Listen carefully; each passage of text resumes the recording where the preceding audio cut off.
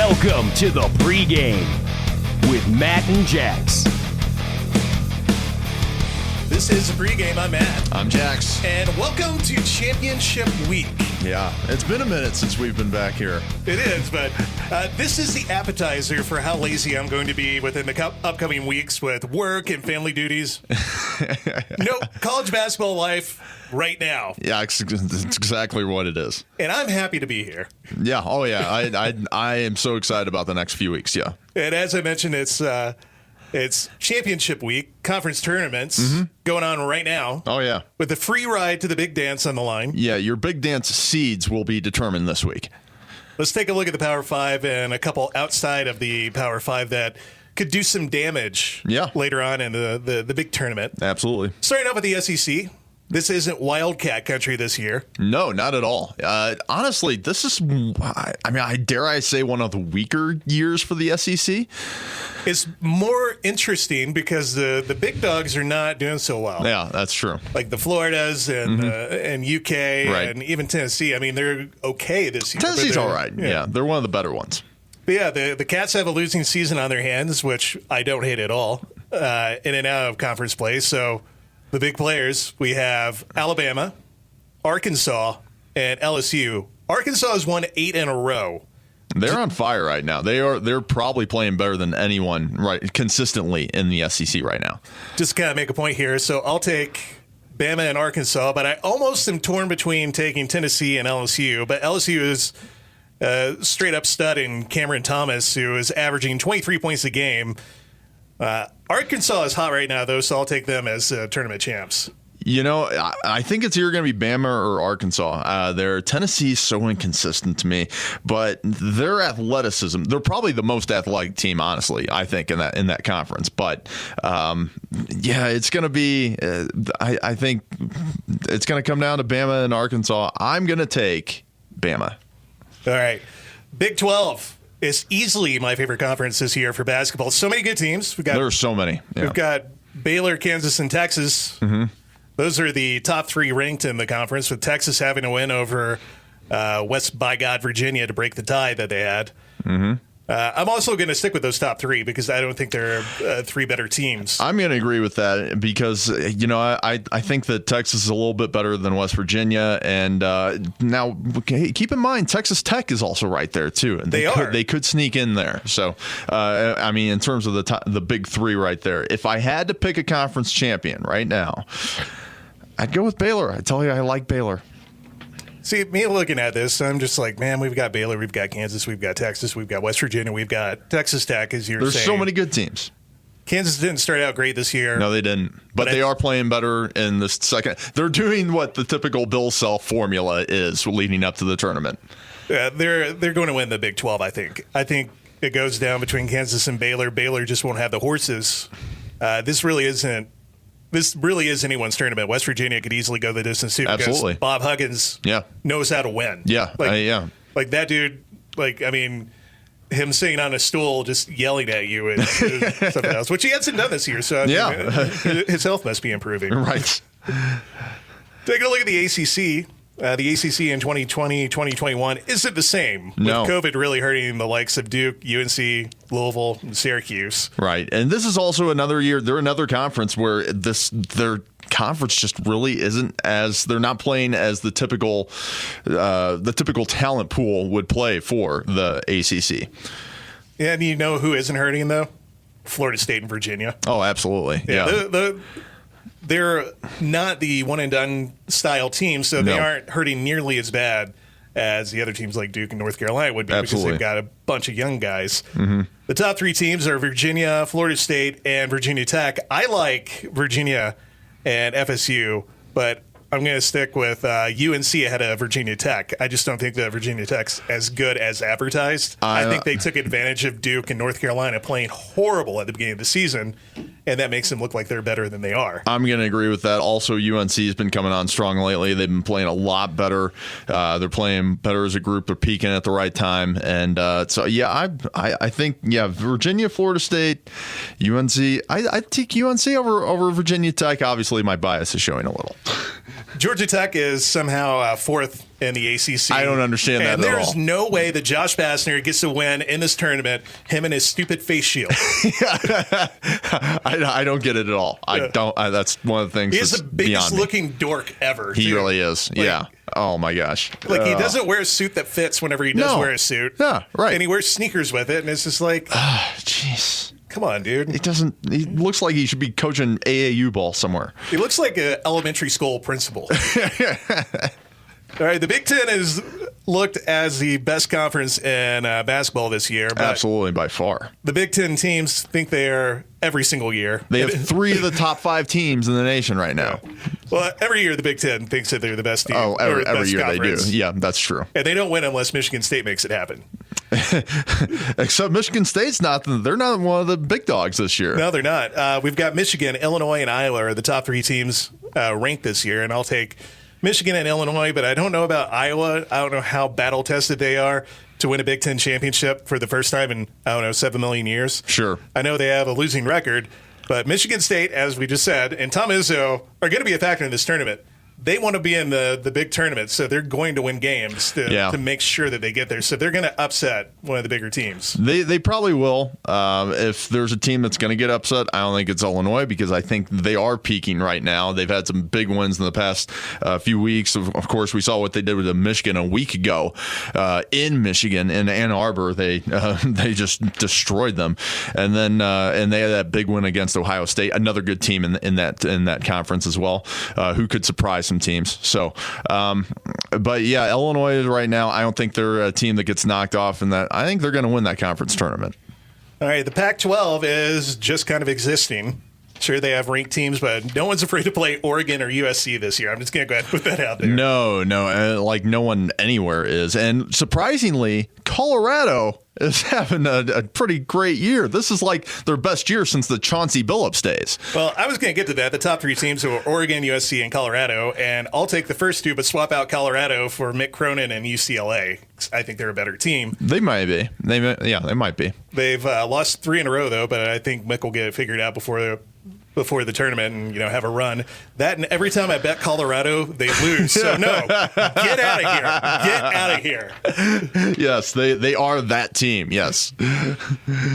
Take a look at the Big East, the gritty, tough conference this year, anchored by Nova and Creighton. The top 3 teams are Nova, Creighton, and UConn. See, I'm still unsure about UConn, honestly. To me, I think Nova and Creighton are the best 2 teams in that conference, hands down. And then I'm like, UConn, okay, yeah, you guys can hang around, I guess. Yeah, I'll stick with these 3 at the top. But man, how tough is this conference again? St. John's, Seton Hall, Providence are all solid teams this year. Right. Marquette blew out UNC a week or 2 ago. Right. Yeah. These are teams that you want to see pop up next to your favorite team in the tournament. Yeah, right. Yeah. So I mean, every team in there they're a little bit dangerous. They're always a wild card almost. So yeah, it's going to be it'll be interesting there. I still think the best 2 teams in that conference though are Nova and Creighton. Yeah, Big East are going to play defense. They're going to be fast and they can shoot. Yep. It's the same way every year. It really is. It's just like playing Virginia all the time, except the speed. The AAC, the American Conference, has Houston, and Houston has been as good as it gets this year. Yeah. They're fast, tough, and seasoned. The top 3 are Wichita State, Houston, and Memphis. And it's pretty much these teams and a bunch of dudes. So I'm going to stick with those. Yeah, I'm just going to stick with those picks. So I'm confident Houston is going to take that one. Yeah, I am too. They're playing very well. I got a chance to see them, over the past couple of weeks, and they are really good. They got an outside shot at a 1 seed too. I'm just going to throw that out there. We're going to get to that in a little bit, but yeah. Yeah, and Wichita State, which I'm kind of surprised now, I totally forgot that they left the Missouri Valley for the American Conference, and they have a brand new coach because they amicably split ways with their head coach at the beginning of the season, right. Probably because he beat up a bunch of his players. Right, yeah. And it shouldn't have been amicably. No. It should have been, dude, you're fired. Get out. Yeah, get out of here as fast as you can. You don't deserve to coach again. You don't deserve to be around players. Nope. Go away. Right. The NCAA tournament is going to be kind of weird this year. Yeah. Shifting gears. Games start on Friday rather than Thursday, so the 4 play-in games, is it 4 or is it 2 play-in games? I think it's four. Right? Yeah, yeah, it's four. Yeah, because the 4 teams. Yeah. So the 4 playing games will be on Thursday. Still having plenty of games to play, but they're still setting the last 4 teams out. But like the last 4 in, right, out of the tournament, they're safety teams this year, which is kind of interesting. That means in this scenario, let's say any tournament team has a positive COVID test, they're out, and a team that didn't make the tournament takes their spot, and they're that number. Yeah. I don't want anyone to get COVID and miss, but man, what if Gonzaga, who put up a great undefeated campaign all year, gets COVID at the last minute, and Colorado State takes their spot? Jeez, oh man. You made it even like the absolute worst case scenario there. Then they get a number 1 path to the Final Four. I talked to Cody from 7220 about this scenario, and his head pretty much exploded, and I had to get a squeegee and wipe everything down. Yeah, it's it's going to be interesting because then you see one of those last 4 out teams take the spot of a top seed that potentially just could have a cakewalk to the Final Four. This is going to be interesting, too, because John and I are both going to Vegas for the March Madness game. So we'll be there just watching it and gambling on these, and probably poorly, because hopefully we're not going by our brackets to bet, because mine usually looks like I failed a math test after the first set of games. Yeah, it's destroyed after the first round of the first 8 games of the tournament, usually. Speaking of which, that's a good segue for the $1 million bracket that we have going on right now. Yeah, all right. And if you're getting this podcast off of one of our stations, you can go ahead and register right now to be in a part of the $1 million bracket. So, if you think you're really good and you are like, hey, I know how to pick all the games, and if you get all of them right, you win $1 million. Yeah, it's that simple. Yeah. It is that simple. But it's not that simple. No, it's not that simple. If you get 60 or more right, you get 10 grand. That's pretty cool. Right. And it's free to sign up, too. Yeah, and just go ahead and sign up now. Selection Sunday, we'll shoot you an email, and then you'll be able to just be like, oh, okay, cool. My bracket's ready for me to go ahead and dominate. And the best in Cheyenne and the best in Laramie will both get season tickets to UW football and UW men's and women's basketball, which is pretty cool. And in both towns, we'll have winners or runner-up winners, too.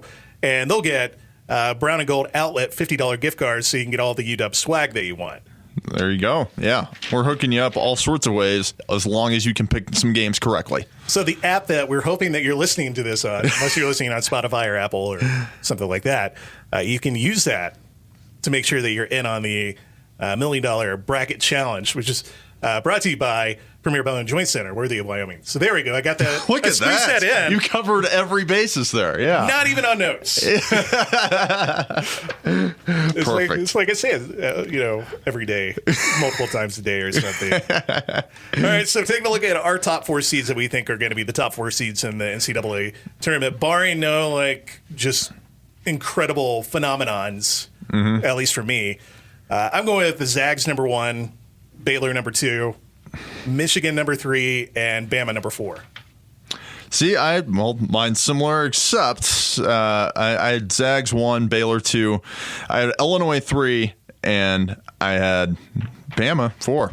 Although the wild card there is Houston. What Houston could sneak up there.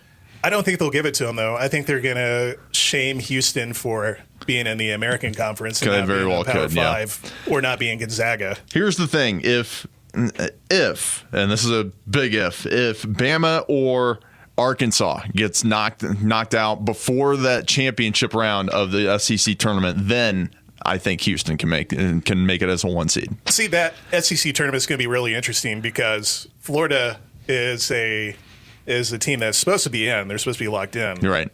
But Kentucky, who did horrible.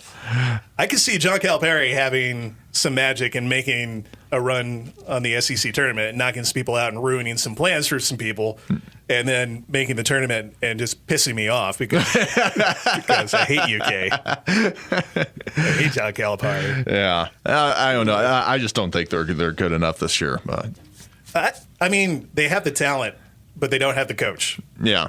As Chris Mack and Eric Wood were shouting in that video, I don't know if you saw it, Kenny Payne won those games. That's what he said. Yes, that is true, though. Yeah. But yeah, so I think, it's really a toss up for that, whoever gets that, the fourth overall seed, even though it's the fourth number one seed. But it's going to be, this will probably be the most interesting year of any that we've seen.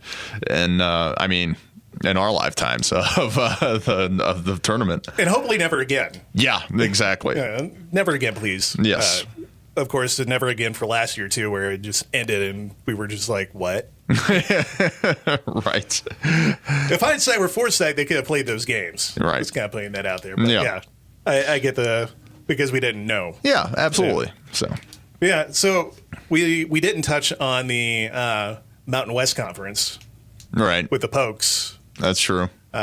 Which they're kind of not even a contender. No. The only way that the Pokes would make the NCAA tournament is if they have to run right through everybody. They'd have to gas everyone. I'm not saying that they can't.